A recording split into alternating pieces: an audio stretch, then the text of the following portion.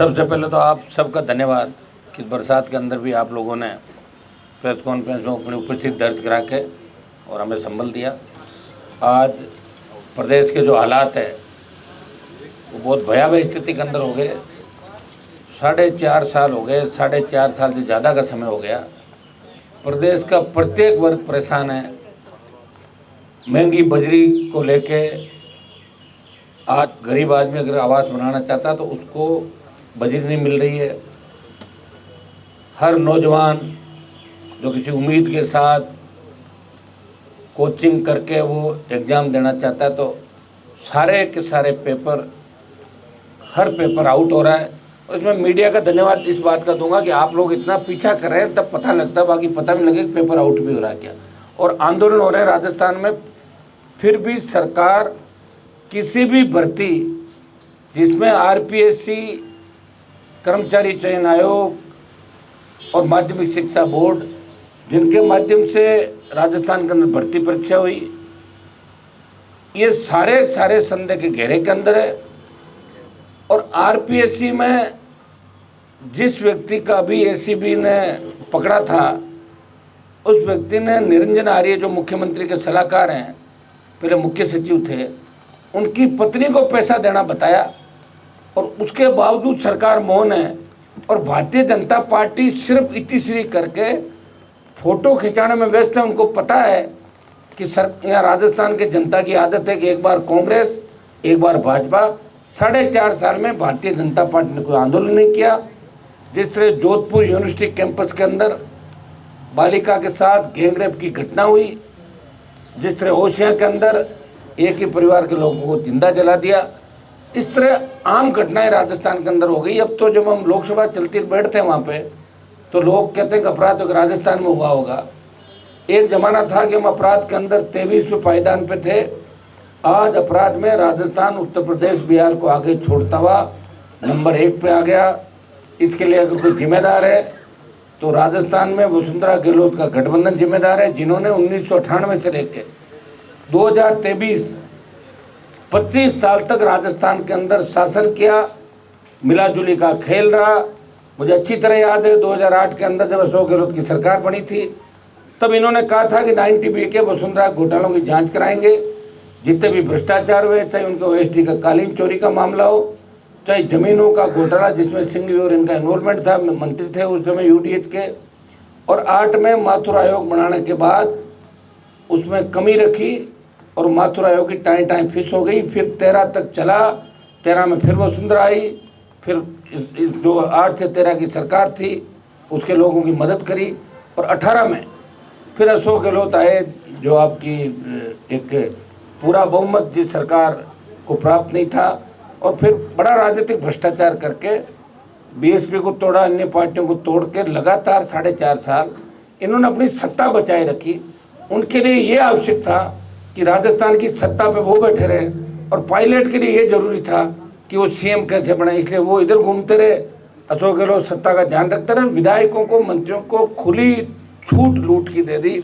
उसका परिणाम ये हुआ कि पीएचडी मंत्री महेश जोशी, आपके जो चित्तौड़ के विधायक विदुड़ी, नामा के विधायक महेंद्र चौधरी, अब आपके 3-4 जो एक ये थे जिनका बच्चा पकड़ा गया करौली धौलपुर से, करौली सवाई माधोपुर से, जोरीलाल जी, मलिंगा, और ऐसे करीब 1 दर्जन नाम। और अभी कांग्रेस सरकार में पूर्व मंत्री रहे जिनको एसीबी ने ट्रेप किया। और कटारा की गिरफ्तारी हुई जब आरपीएससी के मेंबर की, तब कटारा की नियुक्ति जिसके कहने से हुई, देवाराम सैनी से लेके तमाम सीएमओ का आसपास के लोगों के तार जिस तरह भ्रष्टाचार से जुड़े मिले। और भारतीय जनता पार्टी की चुप्पी से और इंगित करती है कि भाजपा कांग्रेस दोनों मिले हुए हैं। बजरी माफिया जो इधर कांग्रेस के नेताओं के साथ पार्टनरशिप के साथ बजरी का धंधा, गोरख धंधा कर रहा है, ये भारतीय जनता पार्टी के बड़े नेताओं के साथ दिल्ली में होटलों में दिखता है।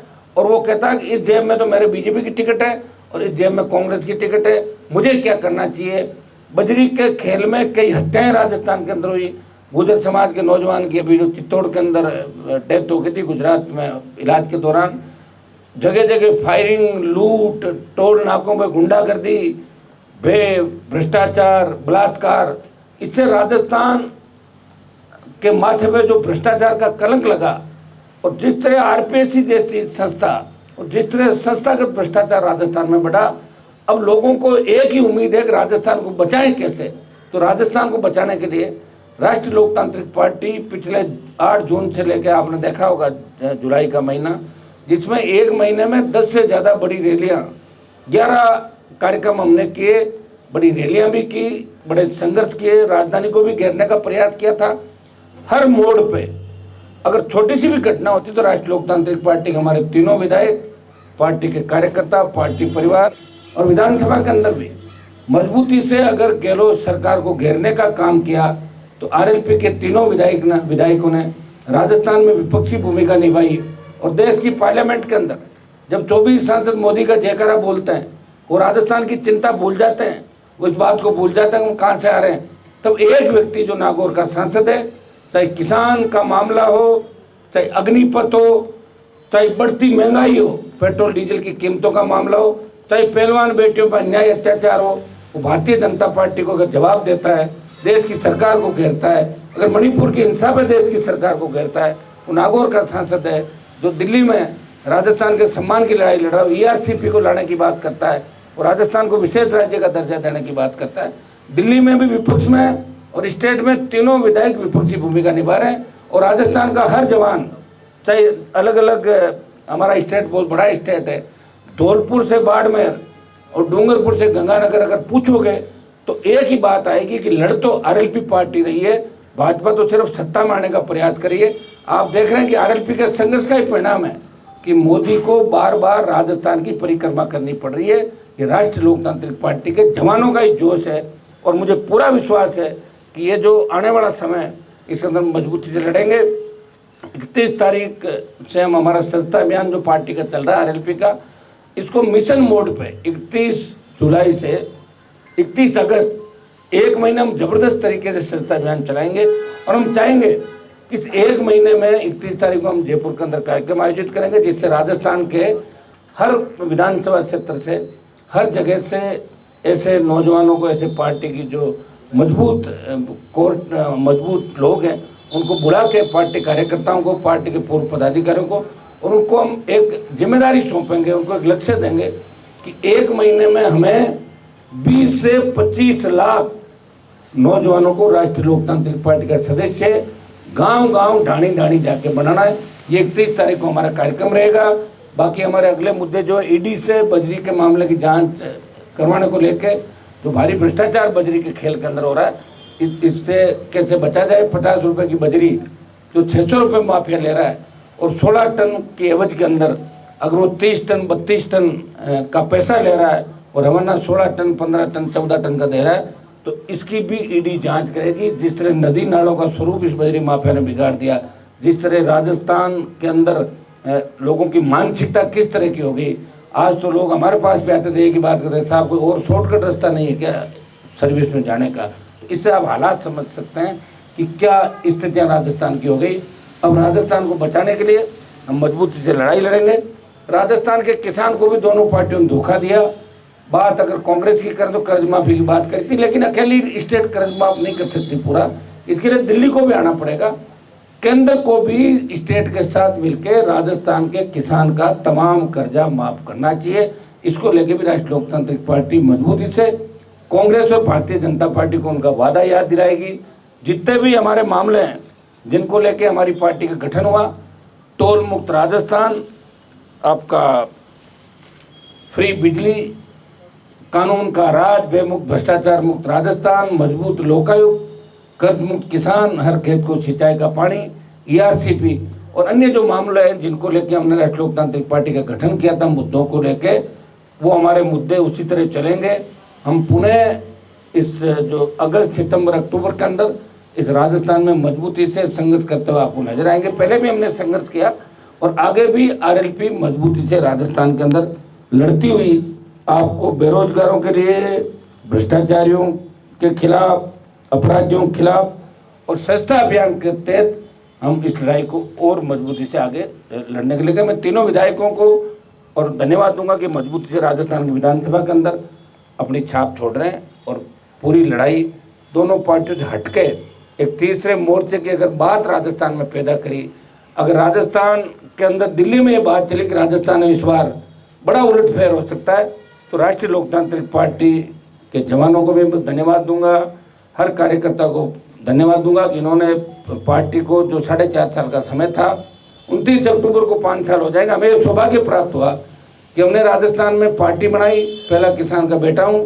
पार्टी बना के इस पार्टी को मान्यता दिलाई, पंचायत पालिका चुनाव लड़े, हमारा कुनबा बढ़ा, 3 एमएलए से 1 सांसद, 5 प्रधान और एक म्यूनसिपलिटी का चेयरमैन बना के हमने संदेश दिया और सारे बाई इलेक्शन राजस्थान के अंदर लड़े, आपने देखे होंगे। और बाई इलेक्शन में बल्लभनगर में भारतीय जनता पार्टी को चौथे नंबर धकेला, धरियावत के अंदर भी बीटीपी आरएलपी का समर्थित उम्मीदवार सेकंड नंबर पर रहता है, जहाँ बीजेपी 3rd नंबर पर जाती है।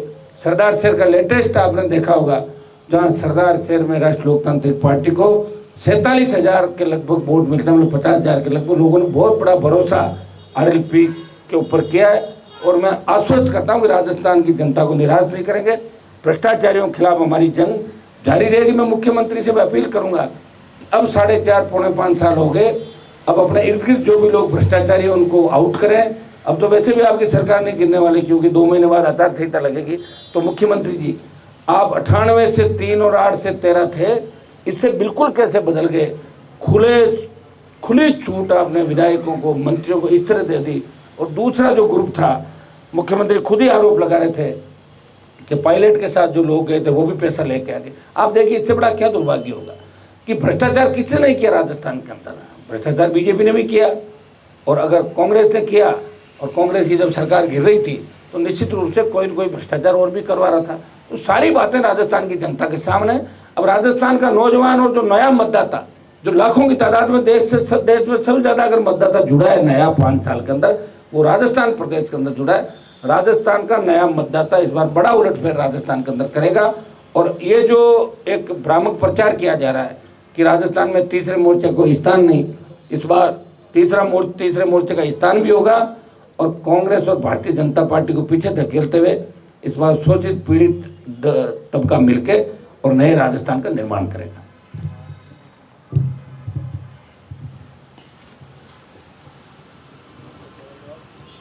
भाई साहब, अभी हरीश जी ने प्रेस कॉन्फ्रेंस की थी और कहा था कि आप बजरी को लेकर जिस तरह से मूवमेंट चलाए हुए हैं, उसमें तो आप ठेकेदारों की मदद करते दिख रहे हैं।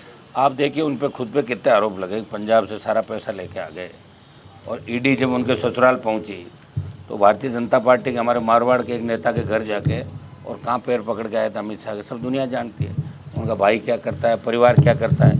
ये जांच तो करा लेना कांग्रेस पार्टी, मना कौन कर रहा है? मेरी जांच भी करा ले, और मेरे पास तो कोई सरकार है नहीं, सरकार हो तो मैं जांच करा लूँ 1 मिनट के अंदर। लेकिन आप जानते हैं सारी बातें, बयान देने के अंदर और हकीकत के अंदर बहुत अंतर होता है। ऐसे तो कई लोग ऐसे बैठे रहे, चाहे जो बयान देते थे बाद में लिख के माफ़ी मांग लेते। मैंने बहुत से नेताओं को ऐसे भी देखा, मैंने बहुत से नेताओं को ये भी देखा, सुबह कहते हैं कि गहलोत मेरा नेता है, शाम को कहते हैं पायलट मेरा नेता है, और सुबह कहते हैं गहलोत मेरा नेता है, और शाम को कहते हैं पायलट मेरा नेता है। ये लड़ाका तो एक ही व्यक्ति जो आपके सामने बैठा है, जिसने कहा कि मैं राजस्थान में बदलाव करूँगा, बदलाव कर रहा हूँ, यहाँ गहलोत के खिलाफ लड़ रहा हूँ और वहाँ मोदी के खिलाफ लड़ रहा हूँ। जो आदमी ने तो एनडीए के साथ है, और जो मैं भारत में जरूर हूँ, लेकिन जो इंडिया नाम से जो बनाया जिन लोगों ने, उसके साथ भी नहीं हूँ। ये बहुत बड़ी बात है। चाहे मैं एक होगा, लेकिन एक व्यक्ति इस राजस्थान के सम्मान की लड़ाई पूरे देश के अंदर लड़ रहा है। हर जगह एक ही बात चलती है कि हनुमान बेनीवाल की आरएलपी पार्टी दोनों के साथ नहीं है, वो अकेली लड़ाई लड़ रही देश के अंदर। ये बहुत बड़ी बात है। बेनीवाल जी, एक सी वोटर का सर्वे खूब चर्चित है राजस्थान में, बीजेपी कांग्रेस के अलावा 4 सीटें दूसरी पार्टियों को देने की बात कही है। आप बड़े उलटफेर का दावा कर रहे हैं, कहीं ना कहीं चिंता की बात है। वो जो सर्वे जिन्होंने किया है ना, उन पे वो संदेह के घेरे में आ जाते हैं खुद सर्वे करने वाले।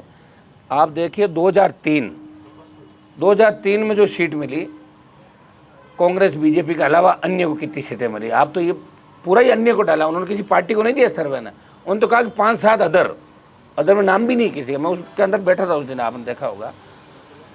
2008 के अंदर आ जाएं आप, जब गहलोत की वो टूटी फूटी सरकार बनी थी, उस समय भी देख लें कि 25-20-22 लोग दूसरे जीते थे। 13 में देखें जब वसुंधरा की सरकार वापस बनी, और 18 में देखें 80 लाख वोट लिए थे 18 के अंदर। तब तो हम लोगों की मेरी पार्टी तो एकदम 1 महीने बाद मैदान के अंदर जा रही थी। आज भी हमारे पास आर्थिक संसाधनों की कमी है, लेकिन हमने लड़ाई लड़ी, उसका परिणाम ही है कि उपचुनाव के अंदर हमने सब बताया। और ये सर्वे कराने वाले पता नहीं किस हिसाब से सर्वे करा रहे, किसके कहने से करा। मुझे तो ये लग रहा है कि ये सर्वे कांग्रेस और भारतीय जनता पार्टी के नेताओं ने मिलकर कराया। नहीं तो कांग्रेस की कोई 70 सीट आ रही है और नहीं भारतीय जनता पार्टी 100 पार कर रही है। उनके सर्वे से थोड़ी हो जाएगा। फिर तो मान लो, फिर ले लो सीएम की शपथ। कौन बना भाई? उसने सर्वे किया, मुख्यमंत्री की शपथ ले लो। फिर क्यों घुमा रखा सबको? तो हो गई बात। आप सर्वे करके डाल दो। ऐसे मैं अलग से सर्वे करा के डाल दूँ मेरी इतनी सीट आ गई, तो उसको थोड़ी मान लेंगे। कोई व्यक्ति अगर कहते थे मैं ये करूँगा, तो आप नहीं कर सकते। और हम तो वो लड़ा के, आपने देखा होगा कि अगर उपचुनाव हम जीते और मुख्यमंत्री को बेटे का हराने के बाद जब मेरा भाई चुनाव जीता था खींच सरकार ने, पूरी सरकार की मशीन लग रही थी, पूरी ताकत लगा दी और पूरी भारतीय जनता पार्टी साथ रहकर हमारे खिलाफ वोट डाले, फिर भी राष्ट्रीय लोकतांत्रिक पार्टी चुनाव जीती। ये जीत होती है, जब चुनौती के साथ जीत होती है उसी को जीत माना जाता है। ये सर्वे सारे फेल हो जाएंगे और आपको पता ही लगेगा किसका सर्वे कहाँ गया।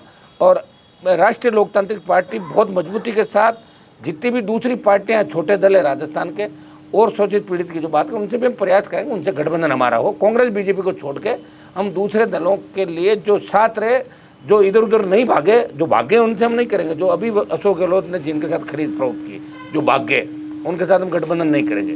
नए लोग हों, नई बात हो, कोई बात कर रहा हो पीड़ित सोच, उसके साथ हम गठबंधन के रास्ते भी हमने खुले रखे हैं राजस्थान का। राजेंद्र हुड्डा भी सरकार के खिलाफ आवाज उठा रहे हैं, आपकी तरफ से ऑफर है उनको कोई? देखिए, मैं ये क्या कह रहा हूँ कि मैं इन बातों को कभी सीरियस नहीं लेता कि आप एक दिन कुछ कहो, दूसरे दिन कुछ कहो। 8 के अंदर बसपा जीते, कांग्रेस में चले गए, वापस बसपा में जीते 18 में, कांग्रेस में चले गए। जब जरूरत थी पायलट को, तब पायलट का साथ नहीं दिया। अब पायलट और बीजेपी के नेताओं कहने से आप कर रहे हो, ये भी कोई अच्छी बात नहीं। किसी के टूल बनना अच्छी बात नहीं। लाल डायरी वाला मामले में क्या कहेंगे? उस दिन बोल दिया ना, हमारी तो आरएलपी पार्टी का उस दिन स्टैंड क्लियर था कि लाल डायरी के अंदर अगर किसी के नाम है, उनकी जांच होनी चाहिए, लेकिन उस डायरी में उनकी भी जांच होनी चाहिए। बीजेपी के नेताओं के भी नाम है। ये अशोक गहलोत ने कहा। भाई आप उस बात को बार बार क्यों पूछते? अशोक गहलोत ने ये कहा कि अगर वसुंधरा नहीं होती तो मेरी सरकार ही नहीं बचती। जब क्लियर ही हो गया कि गहलोत वसुंधरा मिले हुए हैं, कांग्रेस बीजेपी मिली हुई है, ये तो बात हम लोग कह रहे हैं। मुझे तो नहीं लगता कोई लाल डायरी, अब कल को नीली डायरी उतर जाएगी आकाश से, तो ऐसे लेके ये भ्रामक प्रचार करके ध्यान कैसे डाइवर्ट करें राजस्थान की जनता का कि बजरी का मुद्दा चल रहा है, उसमें बड़े बड़े लोग लपेटे में आ रहे हैं। पेपर लीक में ईडी के राडार पे कई लोग हैं, सीबीआई के राडार पे राजस्थान के कई लोग हैं। आए दिन जो घटनाएं हो रही है, ध्यान कैसे बंटाएं? तो ये लाल डायरी का मामला भी मुझे लग रहा है कांग्रेस और भारतीय जनता पार्टी ने मिलकर किया। अगर डायरी में कुछ होता तो ओपन एक एक चीज़ अभी तक आ जानी चाहिए। किसका वेट कर रहे हैं? दिल्ली में मोदी की सरकार है, भेज दो ईडी सीबीआई, कौन मना कर? हर टाइम आप घुमा रहे हो, भेज रहे हो हर किसी के पीछे। और यहाँ स्टेट में भी तो गवर्नमेंट है, और जो लोग ये कहलवा रहे हैं, क्या वो लोग इतने कमज़ोर पड़ गए कि अब इनके पास कोई मुद्दा नहीं बचा? सिर्फ लाल डायरी के नाम से राजस्थान की जनता को गुमराह करके, और तो और देखो प्रधानमंत्री के मुंह से नाम ले, क्या ऑथेंटिसिटी लाल डायरी की? आप बताएं मुझे, क्या लाल डायरी? ऐसे कोई आदमी कहता है लाल डायरी मिली, नीली डायरी मिली, पीली डायरी मिली, ऐसे डायरी से कोई थोड़ी होती ऑथेंटिसिटी। उस डायरी में क्या है ये जांच कौन करेगा? और जब जांच होगी तो भारतीय जनता पार्टी के लोग भी इसके अंदर मिलेंगे। मैं तो जानता हूँ करीब से सारी बातें, एक एक चीज़ें मुझे ध्यान है। हम वो लोग हैं जो राज्यसभा के चुनाव हो, चाहे उपराष्ट्रपति को, हमारे मन से हमने लोगों की मदद की। कभी बाड़ों के अंदर नहीं गए हम लोग। बीजेपी बाड़ाबंदी में रही, कांग्रेस भी बाड़ाबंदी के अंदर रही। कांग्रेस कभी मानेसर चली गई, कभी कहीं चली गई। हमारे 3 लोग हमेशा बीच में खड़े रहे, इनको बाड़ेबंदी में जाने की आवश्यकता नहीं पड़ी। इसलिए लाल डायरी अगर कहीं है तो उसका सच सामने आना चाहिए। लेकिन प्रधानमंत्री अगर लाल डायरी की बात करें, प्रधानमंत्री डेवलपमेंट की बात क्यों नहीं कर रहे हैं? प्रधानमंत्री राजस्थान में ईआरसीपी की बात क्यों नहीं कह के गए? उनके तो हाथ में ही है। और जब ईआरसीपी राष्ट्रीय परियोजना घोषित करनी तो केंद्र का काम होता है। स्टेट की हिस्सेदारी आप तय कर सकते हो। स्टेट में आपके खिलाफ की सरकार हो तो आप खुद स्टेट से भी पैसा ले सकते हो, लेकिन केंद्र की योजना है तो केंद्र ही तय करेगा भाई, उसमें स्टेट क्या करेगा? किस तरह राजस्थान की जनता को गुमराह कर रहे हैं। ईडी भेजो ना बजरी के मामले, कैसे भेजेंगे? भारतीय जनता पार्टी को जितना चंदा इस बजरी माफिया ने दिया है, आज भी इनके लोगों को होटलों के अंदर फ्री रखता है, जहाँ भी इसकी होटल है, जैसे कांग्रेस के नेताओं को रखा। ये सारा भ्रष्टाचार का जो खेल है, ये दोनों पार्टियां मिलकर कर रही है। और इसको लेके ही हम बजरी के मामले को लेके हम 1-2 दिन बाद हमारा जो 31 तारीख का सस्ता अभियान का हम एक कार्यक्रम कर रहे हैं राजस्थान के अंदर, और 25 लाख सदस्य 1 महीने में हम राजस्थान में गांव-गांव डाणी-डाणी जाके 1 महीने अभियान चलेगा, 31 जुलाई से 31 अगस्त।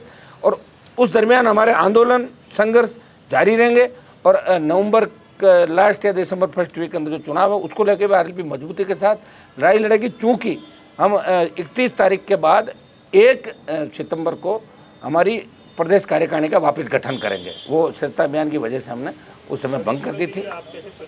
है जी, क्या सभी सीटों के लिए अपनी पार्टी सत्ताओं तो पिछली बार लड़ा दी थी, उपचुनाव लड़ाए ना, मेवाड़ से लेकर सब जगह आ गए हम तो। कोटपुतली 30,000, आप तो राजस्थान के बारे में ज़्यादातर लोग जानते हैं।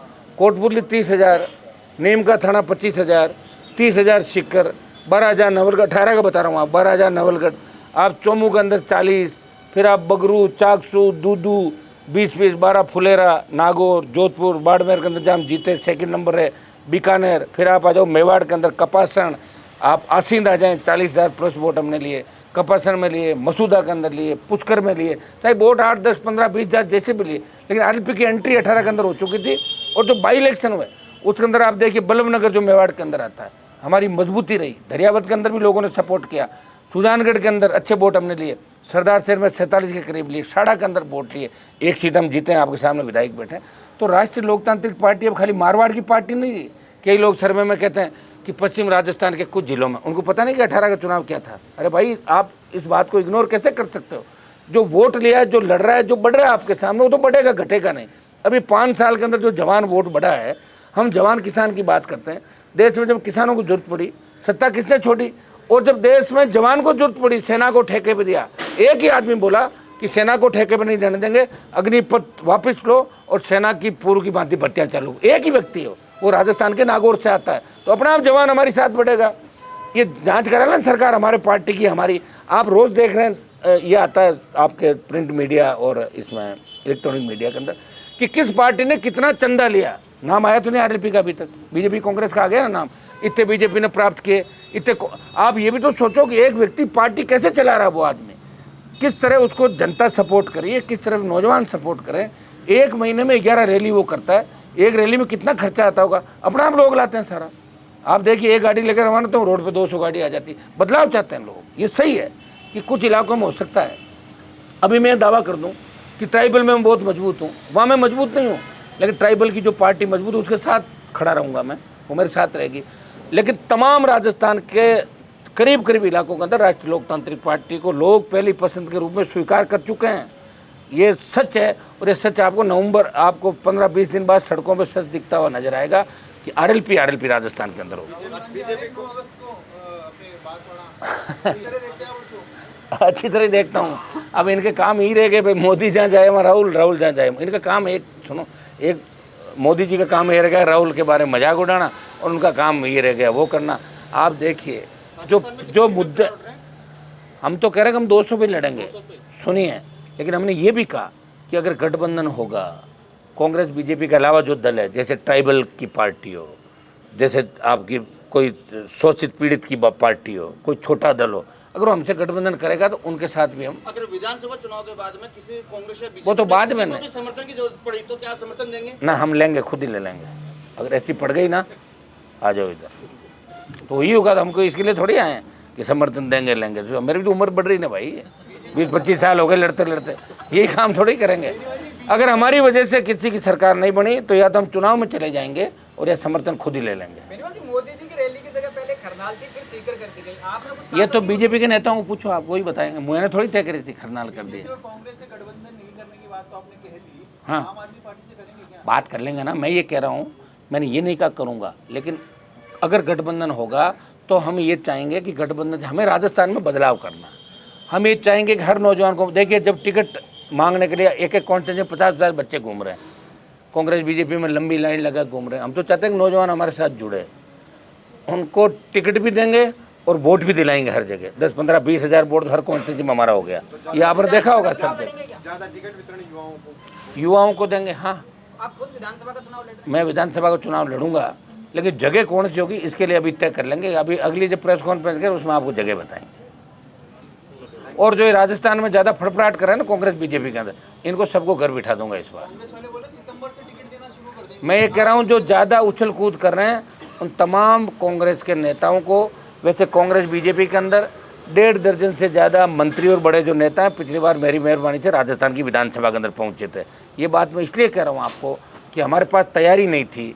कहीं हम 15,000 वोट लेते, कहीं 20,000 लेते, फिर आप लोग ही कहते हैं ये तो वोट काटू मशीन होगी, बोलते हो ना आप लोग। तो हमने कहा छोड़ो यार, हमें क्या करना, हम तो जीत नहीं रहे। हो गई मदद, किसी की मदद हो गई, किसी की हो गई। अब जो मदद के बाद ज़्यादा उछल कूद कर रहा है उनका ऑपरेशन कर देंगे, ऐसा ऑपरेशन कर देंगे कि अभी जहाँ एक टैबलेट चल रही है वो 7-7 8-8 टैबलेट खाएंगे टाइम की, कर देंगे इलाज। कैसे कितने नेता है 5 7 10 15 कर देंगे। पहले भी हमने किया, पहले भी बहुत से लोगों को जो उछल कूद करते थे उनको ठीक किया। अब सारे तो एक साथ नहीं होते भाई, तो राजस्थान की जनता जागरूक होकर वोट करे जब है। अब लोग क्या करते हैं, भूल जाते हैं। कोई भ्रष्टाचारी 5 साल बाहर रह जाता है, फिर एकदम से आता है, लोग उसके भ्रष्टाचार भूल के नया काम चालू कर देते हैं। लेकिन हम याद रखते हैं कि जो किसान विरोधी है, जो भ्रष्टाचारी अपराधी है, उनके साथ हम किसी तरह का मेल जोल और गठबंधन नहीं रखते। ये आप सारी चीज़ें अच्छी तरीके से जानते हो।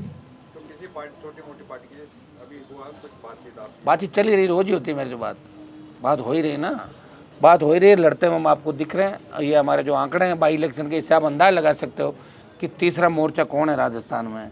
इस राजस्थान की विधानसभा के अंदर तीसरा स्कोर किसका है? कांग्रेस, भाजपा, आरएलपी, उसके बाद बाकी नीचे।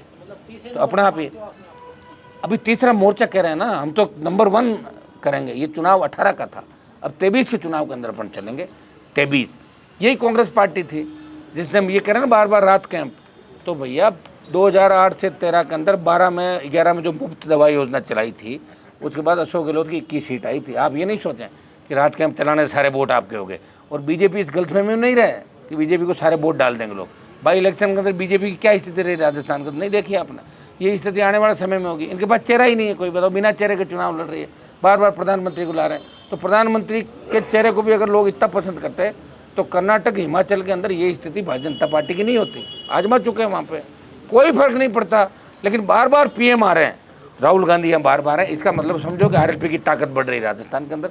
आरएलपी से घबरा के कांग्रेस और भारतीय जनता पार्टी के बड़े नेताओं के अंदर खलबली मच गई। इसलिए बार बार उनको हर 10 दिन में परिक्रमा करनी पड़ रही राजस्थान की। और राजस्थान के उन तमाम लोग देवताओं के जयकारे बोलने पड़ रहे हैं जिनके मैं बोल रहा हूँ। हर कोई नेता उसी से जयकारा शुरू करता है। उनको लगा कि भाई जयकारा के साथ ही वोट आ जाएंगे।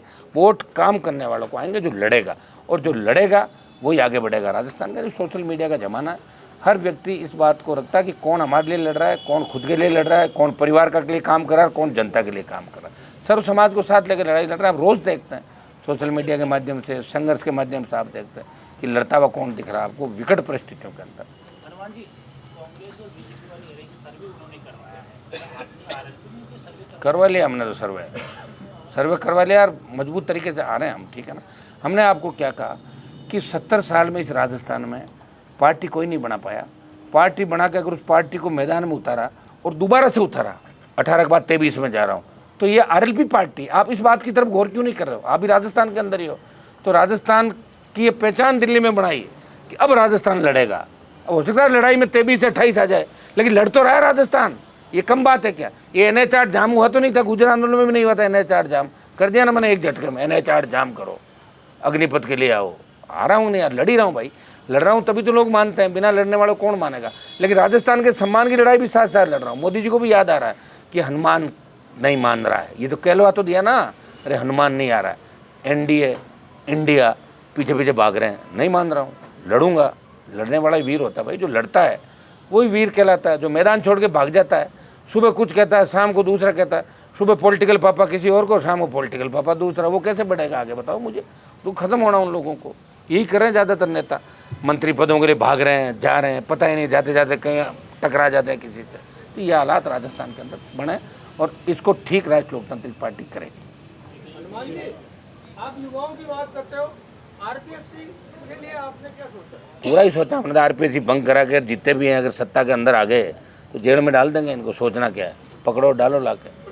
सरकार तो यही होती है, सरकार कोई सोचती थोड़ी है, गिरफ्तार करो, पैदल घुमाओ, जूते मारो इनके। यही होता है गवर्नमेंट का। तो इसलिए तो कह रहे हैं सरकार हमारी आए, और किससे कह रहे हैं? सोचते तो वो हैं जो कुछ करना नहीं चाहते, और सरकार अगर होती तो सोचना नहीं होता। जाइए भाई, ले आओ उनको, अपना बेटा थी थाने में, बेटा थी, बता दे क्या क्या क्या क्या। तो नार्को टेस्ट, पहले नार्को टेस्ट के लिए क्या होता था कि आपको परमिशन लेनी पड़ती थी खुद की। आप अगर DNA की बात करो तो आप परमिशन दोगे तभी DNA करा सकते हो। आजकल दिल्ली के अंदर ये कानून बन गया देश के अंदर कि अगर लगे पुलिस को कि नार्को की आवश्यकता है, एजेंसियों को लगे कि नार्को डीएनए की आवश्यकता है, वो स्वतंत्र है, वो जबरन पकड़ के भी करवा देगी, तो हो जाएगा। सरकार के पास सारी पावर है और सरकार चाहेगी तो भ्रष्टाचार 1 मिनट में खत्म हो गया। लेकिन अभी ये सीएम भ्रष्टाचार को खत्म इसलिए नहीं कर सकते कि इनके विधायक और मंत्री जो सरकार बचाने में थे वो एकदम से सरकार गिराने के लिए रेडी हो जाते, तो क्या करे आदमी, बताओ मुझे। और यही हाल भारतीय जनता पार्टी के अंदर, आप देखिए भारतीय जनता पार्टी के अंदर क्या हालात है, किस किस कैसे कैसे आरोप लगे लोगों। अभी जो कार्यकारिणी आई बीजेपी की आप देखें, इसमें 7-8 तो बद्री माफिया आ गए, बद्री से जुड़े हुए लोगों को ले लिया, उनको पता ही नहीं है कौन सी जगह कौन है, कौन सी जगह कौन है। जिनको अपने वार्ड पंच नहीं बन सकते उन लोगों को प्रदेश महामंत्री, प्रदेश उपाध्यक्ष बना दिया। तो ये सारा सिस्टम है, इसको कैसे बदलोगे आप बताओ। सारे हमारी तरह थोड़े ही हैं, वो तो उनको पता है कुछ नहीं करना, राजस्थान की जनता अपना वोट देगी, लेकिन करते जाएंगे। वो तो 150, 125, पहले 170 मान रहे थे बीजेपी वाले। ये मुझे धन्यवाद दो कि मैं 117 पे तो लाया उनको 170 से। अभी 1 महीने बाद 160 पे आ जाएगी, 2 महीने बाद 95 पे आ जाएगी, और 3 महीने बाद 85 पे आ जाएगी, और 70 पे आ जाएगी, फिर 65 पे। अब लड़ेंगे तो सारी चीज़ होगी। थोड़ा आप लोग ध्यान रखें मेरा विशेष रूप, क्योंकि केजरीवाल को सत्ता में मीडिया ही लाया था, देश की सत्ता में। आप थोड़ा सा ध्यान मेरा दे दो ना, तो मैं इनकी दुकानें बंद कर दूंगा ज़्यादातर लोग।